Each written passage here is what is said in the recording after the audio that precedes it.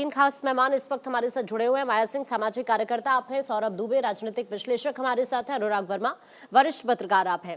आप तीनों का स्वागत करती हूँ। आपका रुख करूंगी उससे पहले अक्षय इस वक्त मेरे सहयोगी हमारे साथ जुड़े हुए हैं। अक्षय, आपका रुख करते हुए अक्षय, अभी वोटिंग से पहले गृह मंत्री की बैठक को लेकर खबर आ रही थी, क्या हलचल है अभी वहां पर?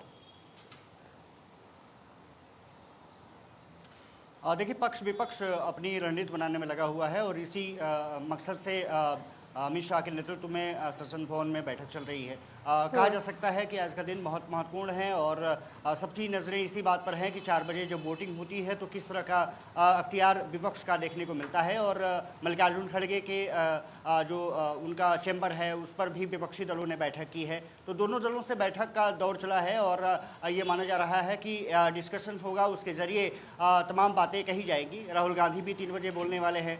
उनके बोलने में ये माना जा रहा है कि महिला आरक्षण के समर्थन में रहेंगे, लेकिन जो डिलिमिटेशंस है, परसीमन का जो मामला है, उसके विपक्ष में पूरी जो एक तरफ से विपक्ष है वो हल्ला बोलने जा रहा है कि इतनी जल्दीबाजी क्यों, और ज़रूरत ये है कि अगर महिलाओं को भागीदारी देनी है तो फिर आप कास्ट सेंसस और जो सेंसस होना है उसके बाद जब नतीजे आ जाए उसके बाद उस चीज़ को लागू कीजिए, ताकि जिसकी भागीदारी है उसको सही तरीके से उसमें हक मिल सके। देखना दिलचस्प ये होगा कि 4 बजे का जो समीकरण है वो किस तरह से होता है, लेकिन कल जिस तरह से नंबर्स नज़र आए 251 एनडीए और 187 विपक्ष के पाले में, वो बहुत कठिन बना रहा है, खास करके डिलिमिटेशंस के मुद्दे को, क्योंकि 182 मेंबर्स ही चाहिए जिससे कि बिल गिराया जा सकता है। तो मुझे लगता है विपक्ष के यहाँ पर पलड़ा भारी लग रहा है, लेकिन ये सरकार है, कुछ भी संभव हो सकता है कि विपक्षी दलों के कुछ लोग किनारे कर जाए, लेकिन इसकी संभावना कम लगती है। अभी भी कह रहे हैं ना कि हम तो इसके अगेंस्ट ही वोट करेंगे। जब सदन की कार्रवाई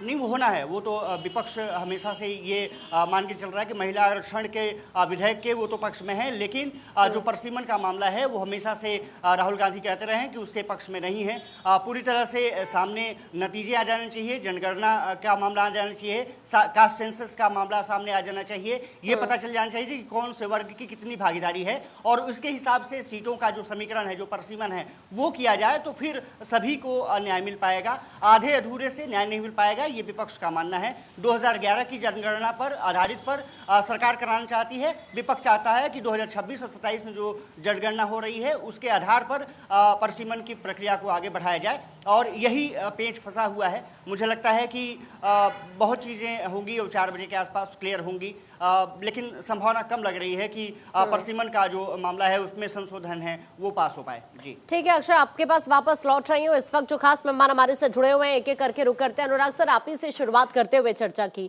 सर, आज जब तीनों बिलों पर शाम में वोटिंग होगी तो आपको लगता है सर सरकार के लिए इतना ईजी हो पाएगा पास कराना? विपक्ष जब लगातार हंगामा कर रहा है, विपक्ष कह रहा है, प्रियंका गांधी की बात करूं, अखिलेश यादव की बात करूं, डीएमके के कुछ सांसदों की बात करूं, या फिर असदुद्दीन ओवैसी की बात करूं, तमाम ये ऐसे चेहरे हैं जो सवाल उठा रहे हैं। आपको लगता है सर इतना इजी है ये सरकार के लिए पास कराना? और वैसे अगर मैं आपसे समझने की कोशिश करूं सर, कितना इंपॉर्टेंट आप महिलाओं के लिए इसको समझते हैं? आप सपोर्ट में हैं इसके?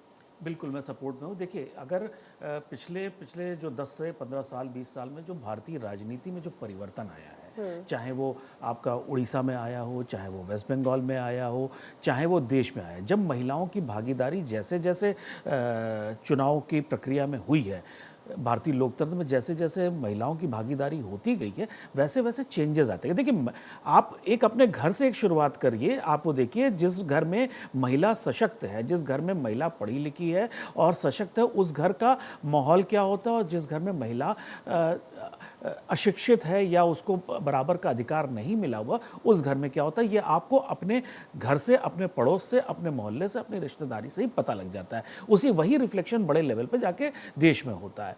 तो महिलाओं की जो भागीदारी है वो जैसे जैसे बढ़ी है, वैसे वैसे भारतीय राजनीति में परिवर्तन आते गए हैं। उसका लाभ नवीन पटनायक जी ने बेहिसाब लिया, उसके बाद ममता बनर्जी ने लिया, उसके बाद बीजेपी ने लिया।